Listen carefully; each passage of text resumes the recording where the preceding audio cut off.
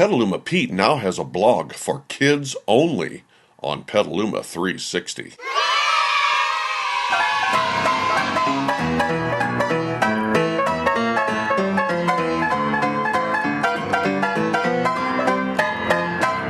This is for kids only. This is for kids only. This is for kids only. Hey kids, Petaluma Pete here, and we're in downtown Petaluma today, out in front of the Mystic Theater. And the reason we're here is for a benefit concert.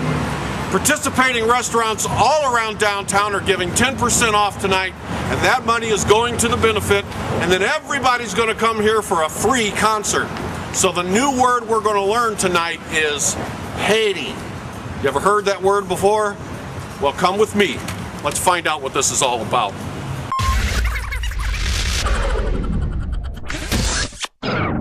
Haiti is a little tiny country, kids, and because of an earthquake, Haiti's kids and their adults need help. Here in Petaluma, McNear's Restaurant's O'Donnell family picked up the ball and asked other eateries in town to donate 10% of their sales. You can see the names of these other participating restaurants by clicking on restaurantshelpinghaiti.com. And if that wasn't enough, kids, the O'Donnell family also opened the doors to their Mystic Theater right there next to McNear's. And they invited some of our area's greatest musicians to play for free all night long. Before the concert started, and before the Petaluma citizens made their way over after dining at all those participating restaurants, the musicians collected themselves on the stage and did something called a sound check. And that's where Petaluma Pete saw the coolest old K-brand mandolin with an even cooler vintage pickup that had the greatest sound, but we'll save that for another video. Backstage, the other musicians were gathered in what adults call a green room, kids. And there was this great warm-up session going on where the players were singing and harmonizing and having the time of their life.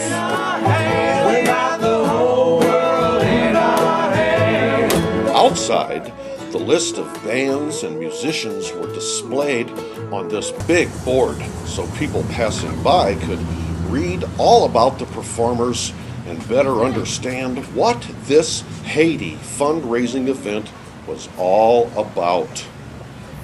All of Petaluma Pete's tips were to be donated to the Haiti fundraiser as well.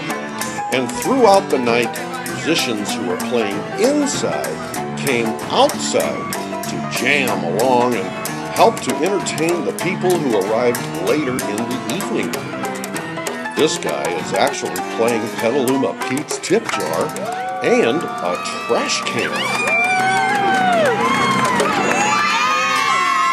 Inside, even though the concert was free, Petaluma kids and their adults were still donating money, and they were buying raffle tickets. These tickets were part of a silent auction that was set up on both sides of the stage with all sorts of great donated gifts that people could bid on and take home with them if they won.